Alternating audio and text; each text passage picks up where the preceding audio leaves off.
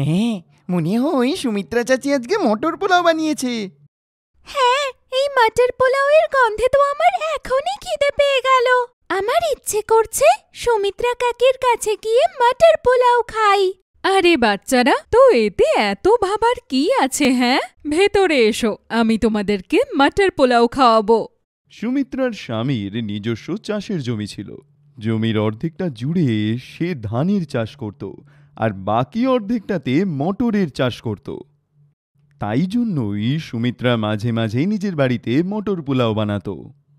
ওর হাতে তৈরি মটর পোলাও সবার পছন্দ ছিল। যেদিন যেদিন ও মটর পোলাও বানাতো, সেদিনকে তার মটর পোলাওয়ের গন্ধ গোটা জায়গায় ছড়িয়ে যেত।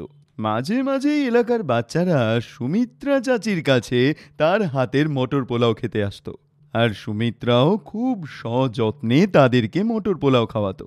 বাহ সুমিত্রা কাকি, এই মটর পোলাওটা খুব সুন্দর খেতে। তোমার মতো মটর পোলাও কেউ বানাতে পারবে না। হ্যাঁ চাচি, আমি অনেকবার আমার মাকে তোমার মতো মটর পোলাও বানানোর জন্য বলেছিলাম, কিন্তু আমার মাও তোমার হাতের মতো সুন্দর মটর পোলাও বানাতে পারে না। জানি না তোমার মটর পোলাওয়ে তুমি এমন কি জাদু মশলা দাও যে এর মতো স্বাদ আমরা কোথাওই পাই না। আরে আরে, অনেক হয়েছে, আর কত প্রশংসা করবে?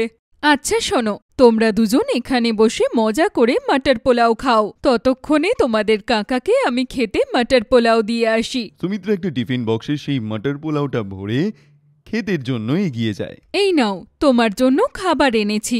সকাল থেকে কাজ করে করে ক্লান্ত হয়ে গেছো নিশ্চয়ই। আজ তোমার পছন্দের মটর পোলাও বানিয়েছি। ঠিক আছে সুমিত্রা, রেখে দাও, আমি খেয়ে নেব।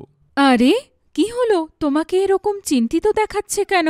কি আর বলবো তোমাকে সুমিত্রা, প্রত্যেকবারের মতোই কত কষ্ট করে আমরা ফসল ফলাই, কিন্তু কোনো ঠিকাদার আমাদেরকে সঠিক দাম দেওয়ার জন্য প্রস্তুতি নয়। এই কটা টাকায় আমাদের সংসার কিভাবে চলবে? শোনো, তুমি এবারে কোনো ঠিকাদারকে মটর বেচবে না। তার থেকে ভালো তুমি বাজারে গিয়ে নিজে একখানা মটরের ঠেলা লাগাও। আমিও এটাই ভেবেছিলাম সুমিত্রা, কিন্তু বাজারে এত মটর হয়ে গেছে যে সবাইকে সেটা কম দামে বিক্রি করে দিতে হচ্ছে। পরের বছর থেকে আমি আর মটর চাষ করব না। একে চাষ করতে এত কষ্ট হয়, তার উপরে এটা থেকে আমাদের কোনো লাভও হয় না। তুমি এত ভেবো না, বুঝলে? আগে তুমি মটর পোলাও খেয়ে নাও, ঠান্ডা হয়ে যাবে। এমনিও তুমি সকাল থেকে কিচ্ছুটি খাওনি।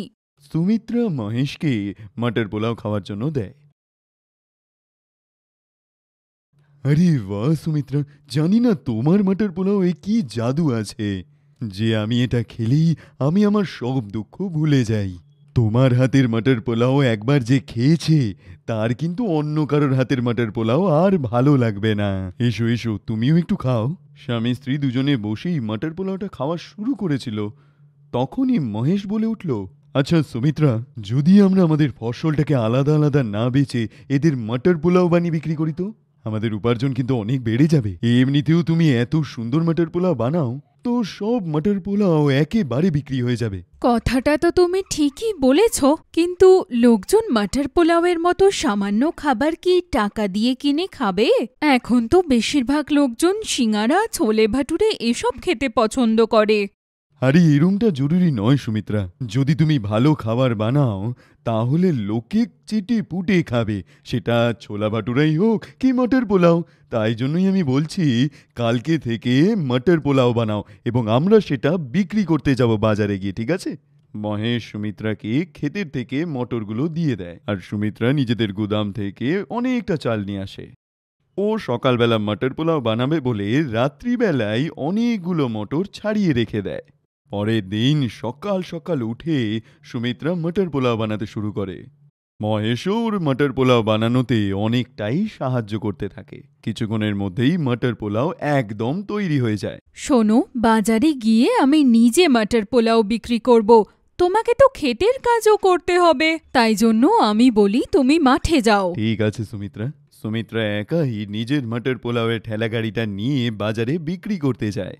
এসো এসো দাদা, এসো এসো দিদি, এসো, গরম গরম সুস্বাদু মটর পোলাও খাও। একবার খেলে এই মটর পোলাওয়ের স্বাদ জীবনেও ভুলবে না। তাজা তাজা মটর আর সুগন্ধি চাল দিয়ে তৈরি এই সুস্বাদু মটর পোলাও খাও। সুমিত্রা বাজারে যাওয়া মাত্রই ওর ওই মটর পোলাওয়ের গন্ধটা গোটা বাজারে ছড়িয়ে পড়ে। ওখানের আশেপাশে যতজন লোক ছিল সবাই ওই গন্ধে আকৃষ্ট হয়ে ওর ঠেলাগাড়ির দিকে এগিয়ে যায়। আরে বাহ বাহ বৌদি, তোমার মটর পোলাওয়ের এখান থেকে তো কি সুন্দর গন্ধ বেরোচ্ছে। এর গন্ধই যদি এত সুন্দর হয় তাহলে এটা খেতে আরো কত সুন্দর হবে।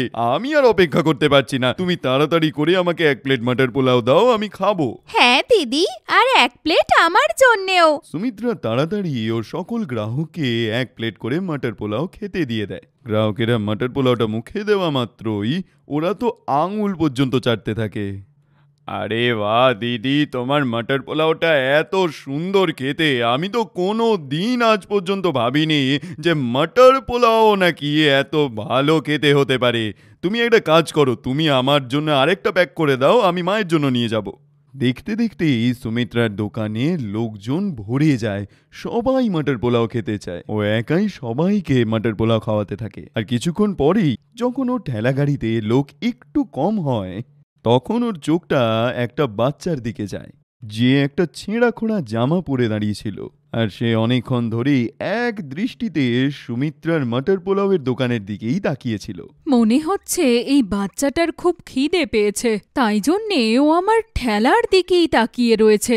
বাবা, এদিকে এসো। সুমিত্রার ডাক শুনেই বাচ্চাটা দৌড়ে ওর দিকে চলে আসে। বাবা, তোমার কি খিদে পেয়েছে? তুমি কি এই মটর পোলাও খেতে চাও? বাচ্চাটা নিজের মুখ না খুলেই নিজের মাথা নেড়ে হ্যাঁ বলে। আর তাই সুমিত্রা ওকে খাওয়ার জন্য 1 প্লেট ভর্তি মটর পোলাও দেয়। বাবা, তুমি একা এখানে বাজারে কি করছো? আর তোমার বাবা মা কোথায়? আমার বাবা নেই, আর আমার মায়ের শরীরটাও খুব খারাপ। আমি এই মটর পোলাওটা বাড়িতে নিয়ে যাই। আমার মা ঘরে খিদে খুব কষ্ট পাচ্ছে। আমি আমার মায়ের সঙ্গে এই মটর পোলাওটা ভাগ করে খেয়ে নেব। হ্যাঁ, দাঁড়াও বাবা, তোমার মায়ের যখন শরীর খারাপ তখন আরও 1 প্লেট মটর পোলাও নিয়ে যাও। আর যদি কিছু দরকার লাগে আমায় বলো।